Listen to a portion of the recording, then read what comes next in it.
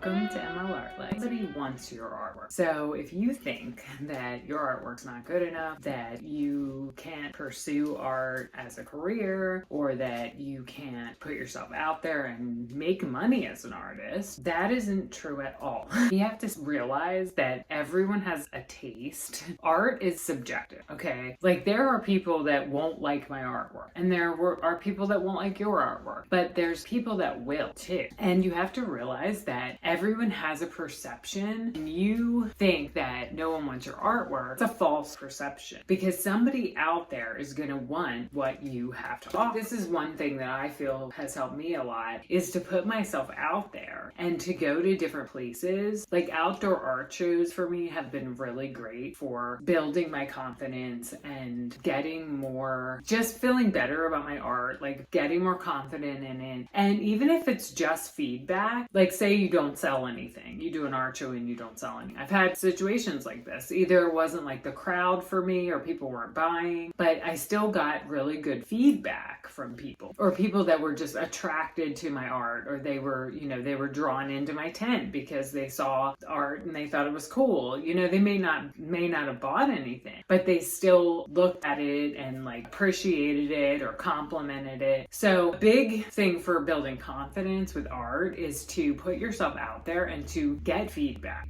Don't hide away and not show anyone your artwork, because you are going to always doubt yourself if you don't put yourself out there in the first place. And this is really what helped me so much on my, building my confidence with art, was to just do art shows and see the kind of feedback I got. And then, when people are buying your work, it even makes you feel more confident, because you know that like someone was willing to put money out for your work and have it hanging on their walls. And that is a huge confidence build. So really there's no kind of way to get around this. I feel like if you want to be successful as an artist, or if you want to build your confidence as an artist and feel like you are, good at what you do, then you have to put yourself out there. There's no way around it. Like you just have to do it. And of course, practicing, getting better, doing these things that make you feel better about your work, it will help as well.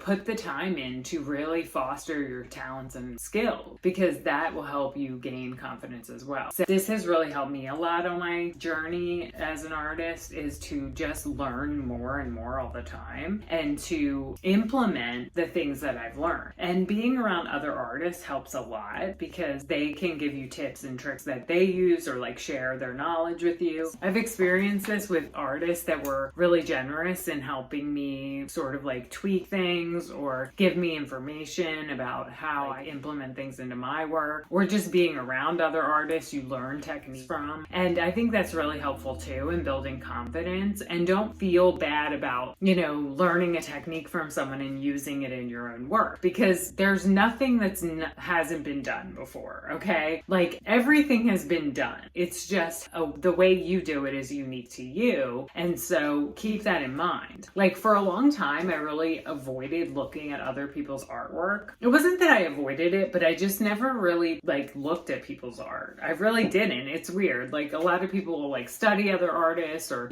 study the greats, and I did take like art history in college, but I didn't really study other artists. I never really like had other artists as like someone I idolized, I guess you could say. Like there were times when I was like, ooh, I really like this person's art, but I never had someone I modeled myself after, or someone I like really looked up to for a long period of time. Like it's weird, because I've done that with musicians where I like looked up to musicians and stuff and think they're amazing and everything. But like with art, which is really what I do more, I do play music, but I don't really consider myself like a musician, even though like I do play banjo, but I never really looked up to other artists. And recently I've sort of been like looking a little bit more at like other artists and trying to pick out things that I like in their work and maybe try to learn some new things from it. And I think that can be really helpful, but I also think like sometimes it could be detrimental too, because you might be comparing yourself or like feeling bad about yourself, and it's almost like maybe ignorance is bliss sometimes. I don't know,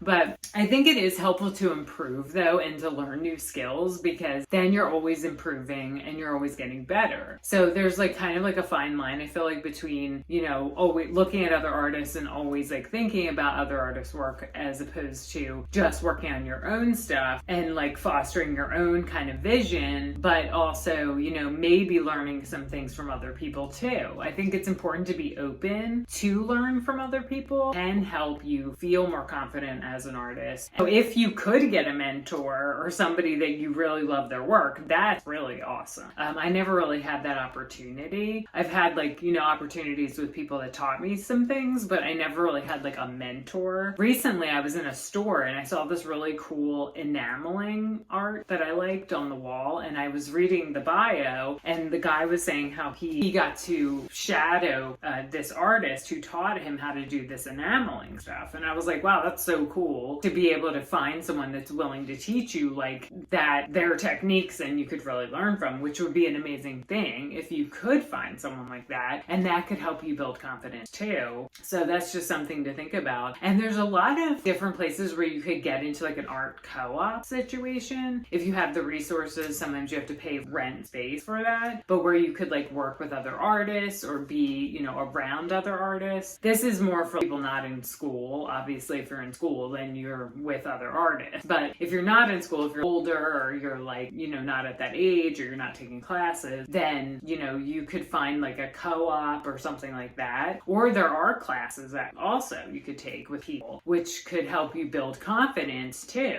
I always liked figure drawing. I always thought that was like a fun thing to do. So there's those types of things that you could do to build your confidence and to be around other people and have other people seeing your work and things like that. I find that really helpful. So these were just some of my ideas about how to build confidence as an artist. So if you like this content, like and subscribe, and I will see you in the next video.